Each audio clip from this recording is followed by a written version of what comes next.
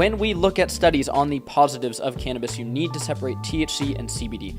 Most of the medical benefits from the cannabis plant come from CBD. You need to understand that. THC is what gets you high. It is very important to note that there are clear benefits of cannabis, but here's the catch. A lot of these benefits are for cases that probably are not you. We're talking severe glaucoma, severe nausea, and chemotherapy patients. Like, be real, bro. Is that you? And then we look into some of the benefits of sleep. Those come from CBD. THC actually appears to damage sleep and damage sleep patterns, and we'll get into that more. One of the things that's becoming clear is that it appears CBD can help with muscle soreness, inflammation overall, and sleep. And then we get into the big thing of stress and anxiety. And while I would like to tell you that there's some studies showing that THC can help stress and anxiety, the results are all over the place. And now we get into the negative aspects of cannabis, and I think this is extremely important. Listen, man, in high school, I used to use a fair amount of cannabis. Is it such a bad thing? Like, is it like gonna ruin your life? No.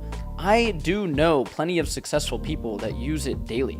Would they be more successful if they didn't? Maybe. And what you need to understand with cannabis is dopamine. Dopamine is like a propeller. It drives your sense of motivation and pursuit. And this is so key for success in life.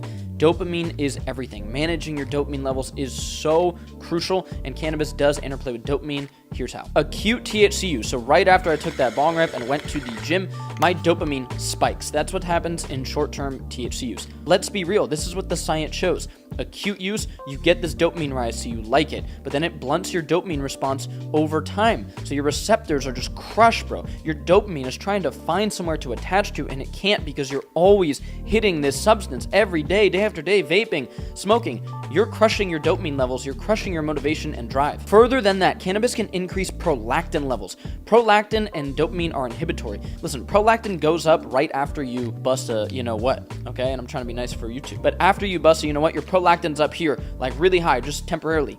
Cannabis use increases your prolactin, and this can be bad for your testosterone levels. Your levels of arousal, aggression, motivation, drive, all appear to be inhibited by chronic cannabis use. And when I talk about chronic use, I'm talking 2 times or more per week in most of these studies. So it's not like every day, guys. And another study, THC, but not CBD in this study, so just THC, the psychoactive compound, appears to reduce gonadotropin stimulating hormone. Gonadotropin releasing hormones can affect your overall anabolic state, your testosterone, how well you put on muscle. THC also appears to increase the biochemical process called aromatization, meaning these aromatase enzymes basically steal your testosterone and convert them into estradiol. This catalyzes, meaning it kills your testosterone, and more testosterone, basically to simplify it, gets converted into estrogen. This isn't something you want. You don't want man boobs, but a lot of that is that excess conversion of testosterone into estradiol. But I'm about to get into the most important thing about cannabis that you should know. In a study on people who use cannabis 2 times or more per week, what it showed is your anxiety decreases short term. Over the course of 12 months,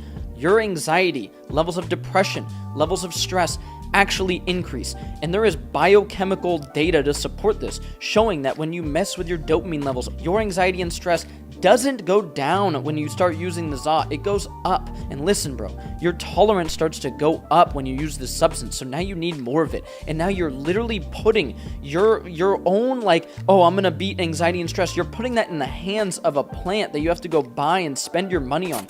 You're basically externalizing it, when really it comes from within here. The way is not just smoking weed every single day. But overall, what I think for most people watching this, which is, young men, you shouldn't be using this stuff often. I now use it probably once a month, and I do it as a celebration. I do it when I need to unwind. You need to start to look at these substances as a reward, not a crutch. But you shouldn't be pitched this bill of goods from these companies telling you that it can fix all your issues, and it's the key to relieving anxiety, stress, or even pain. The data really isn't there.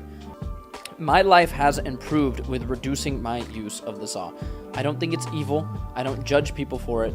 But guys, using it all the time, from the data we looked at, is probably not good for you, your hormones, your sleep, and your sense of motivation and drive. Oh, you got this kush, fucking 420 strawberry kush, some just garbage. Like, shut the fuck up. What are you talking about? A plant that makes you tired. Like, that's all it does. You smoke the plant, it makes you tired. If you want to be tired, go to the gym. Then you'll be tired, and you'll also have a fucking fantastic body. Ta-da! Because when you do something moderately, here's what happens. Every time you indulge in those things or you treat yourself with one of these things, you start to crave it more. But if you just say, hey, I don't do this shit no more. This is not who I am. This is not what I'm on. Then you kind of draw a line in the sand, and it makes it so much easier to abstain from it. But if you're doing it moderately or you're rewarding yourself with these vices every now and then or whatever, then what happens is you kind of torture yourself a little bit. Like you start thinking about the next time you can indulge in these things. And then after you do it, you want it more. Like I may have a cheat day, I don't know, 2, maybe 3 times a year. And it'll be like, a holiday or something. After that cheat day, I start craving carbs. It's the weirdest thing. But normally I don't crave carbs. When you know something's not an option and you know you can't have it, you don't desire it. The desire goes away. So when people say, man, don't you want to drink sometimes? It's like, man, I don't even think about it, right? But if I drank sometimes, I would always think about it, right? Don't you want to get high off that OG Kush? Don't you want to smoke some of that purple Dro Haze? Nah, man, I don't even think about that shit no more.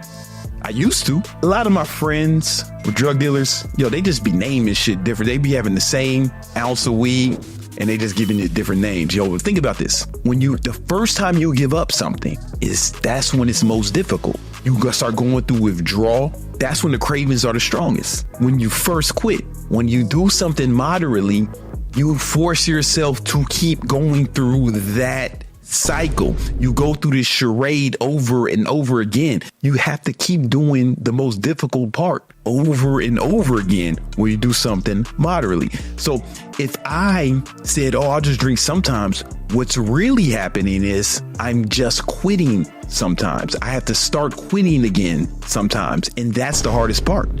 Once you get used to it, it's fine, but you have to keep doing that shit over. You have to keep doing the most difficult part over and over again. You're not treating yourself when you do that. You're cheating yourself. You're making it more difficult than it needs to be. You're actually making it a far more arduous task when you have to keep starting and stopping.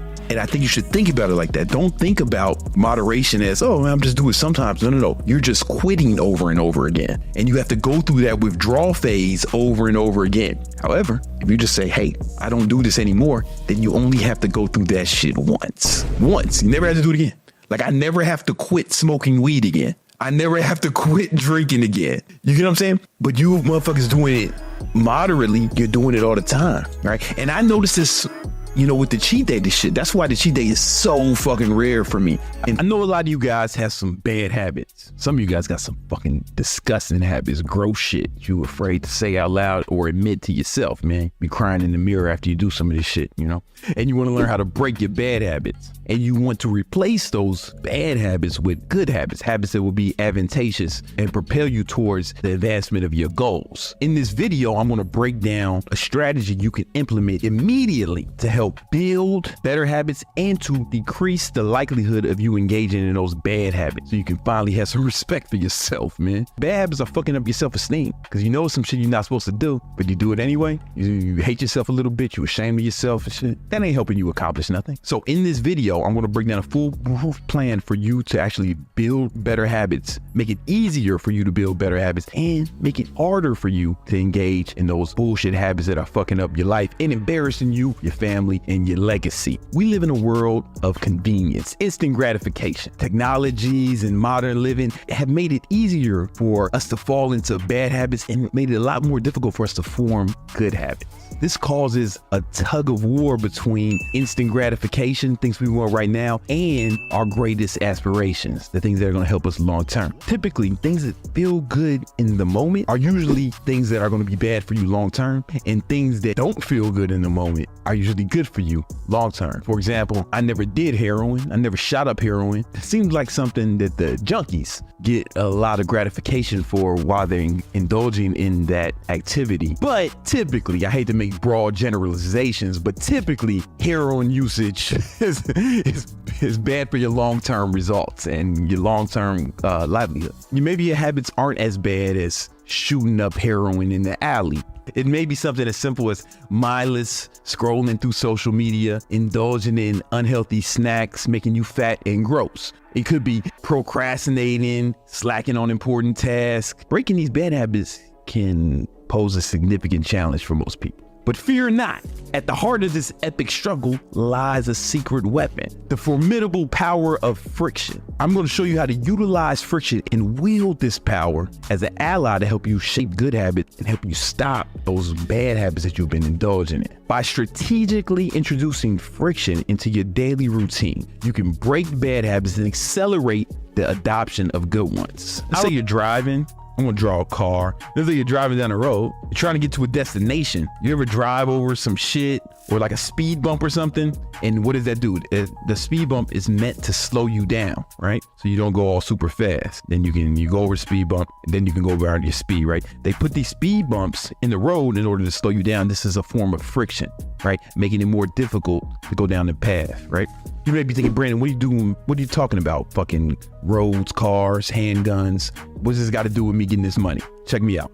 I'm gonna play you a little clip from the homie Jeff Bezos, where he talked about friction. If you want to do more of something, make the friction less.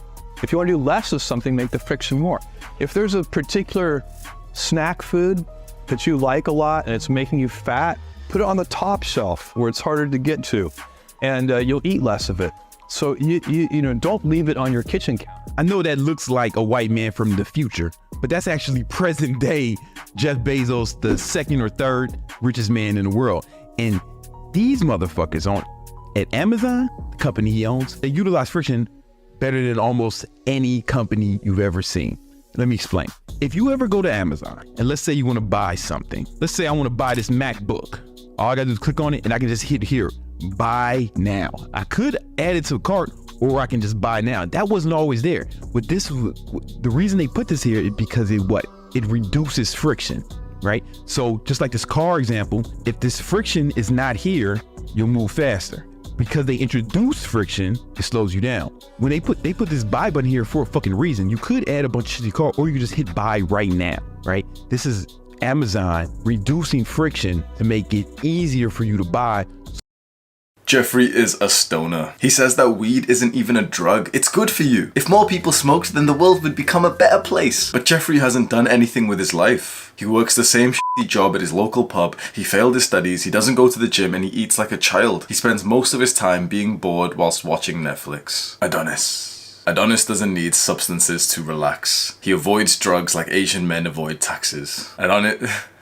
Adonis stays clear-headed and uses that to fulfill his purpose. For years and years, this is literally all I did. I didn't study. I barely went to the gym anymore. All I did was just party, take drugs, get laid. Sounds like an amazing time for some people. And yet it leaves you with one of the biggest bouts of depression, of like this lack of dopamine afterwards because you fried your receptors, you experienced too much pleasure, and now it's time for the pain. Well, not just yet. Because after experiencing all this, that's when I got addicted to weed. And I started smoking every single day. Something I've learned now from the scientist Andrew Huberman is that when we experience pleasure, there has to be an equal amount of pain afterwards. It's just kind of like how the human brain works. And when we voluntarily experience pain, there will be also a huge spike in pleasure. I was actively avoiding pain through all this time. I didn't want to be uncomfortable. I wanted to feel the stimulus of the things that I was addicted to. Obviously, I'm not a scientist, so I'm explaining this in a way that I understand. But this keeps getting proven time and time again, and it makes sense. If you keep pursuing pleasure, you will experience a lot of pain to come. But if you choose to experience pain and discomfort, you will start to feel really good. Now, my issue was that I became soft around this time. I got a little bit fat as well, age 21, 22. Gained a bunch of weight from my earlier days when, I used to be lean and attractive. Got very depressed and anxious. Started to stay inside, just felt unhappy. Used to cry quite often. Smoking every single day. Junk food every single day. Just more and more and more and more and more pleasure to put onto that roller coaster, which is eventually going to go down, just delaying when it goes down and then crash. That's when the pain hits. And I'm crying every single day and I hate my life. Addictions almost killed me. And there's a lot of men out there who will say the exact same thing. I lost 1.5 years to this drug. It stunted my growth. It fueled my anxiety. It made me lose my social skills, my friends, and I gained so much weight. I lost literally all drive to do anything, and yet I had big aspirations. Do you know how painful that is? ways to want to do stuff, but just finding yourself glued, like stereotypically glued to the couch, watching dumbass shows on Netflix and just binge eating food. Smoking weed is a very toxic form of instant gratification. Instant gratification steals happiness from your future self, and being high puts you in a state which makes it far more difficult to delay gratification. That's exactly the opposite of what we want. And you can scroll right now to the comments and you'll already see a bunch of the comments from these little stoner spurgs. Hamza, I smoke weed, but I do 700 hours of work every day. I'm productive on weed. Why are you spazzing out on me, bro? Can't even punch you anymore. You break my camera again, bitch. I see these comments and it is bullshit. You know why? Because you are rationalizing your addiction. These guys are making this excuse that, okay, they smoke weed, but they're really productive. Are you really that productive if you're commenting this on a self-improvement video? Because smoking weed often makes it so that the only fun thing that you can do is smoke weed. And then it becomes a crutch for your entire life. You're having a good day?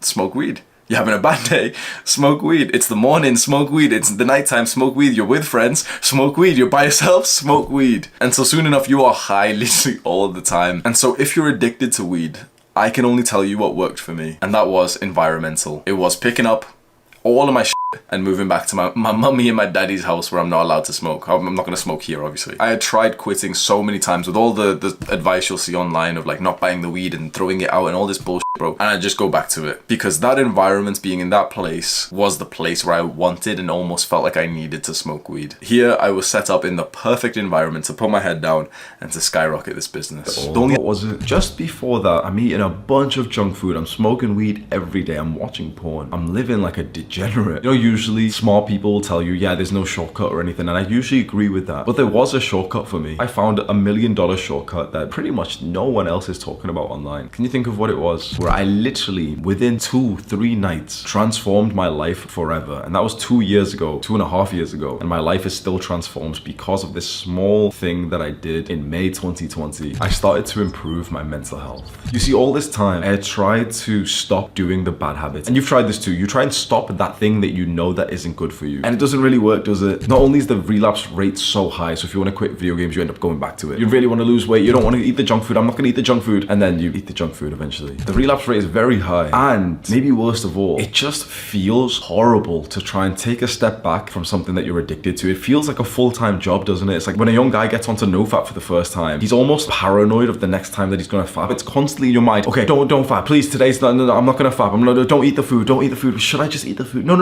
don't. That is a mental problem. And I realized, I don't know how I came to this realization, but it changed everything for me. I realized that those bad habits that I was doing, those addictions that I had, I realized that they were not the problem. Video games are not the problem. Porn is not the problem. Junk food, drugs are not the problem. Because as soon as you understand this, you will actually get that shortcut to improvement. And that was that all of these things that we've been thinking are the problem are not the problem. They are symptoms of the problem. Your issue isn't that you keep fapping. Your issue isn't that you take drugs or you play video games or you eat junk food or all of these bad habits. That isn't the issue. The issue is poor mental health. And the symptom of poor mental health is being addicted to porn. The symptom of poor mental health is being addicted to video games, playing video games for hours every single day, because someone with good mental health does not do those things. Someone with good mental health may, enjoy a little bit of video games. Not even the amount that these guys online like to cope and say 1 hour a day. Someone with good mental health may drink alcohol like twice a year. They might like try smoking weed with their friends like once or twice or maybe 5 times in their entire life, and it's genuinely not even a problem for them. They never get addicted to these things. We've been focusing on the wrong side of the coin. We've been trying to stop these bad habits, and it's been so hard because trying to stop your vice that is a distraction from your horrible life, it doesn't work, because video games for a lot of guys are genuinely the only place where he feels happy. Inside of the virtual world, a lot of guys are dragon slayers, commanders, generals in the army. They've got prestige in there, they feel good in there, and in the real world, you're a loser. In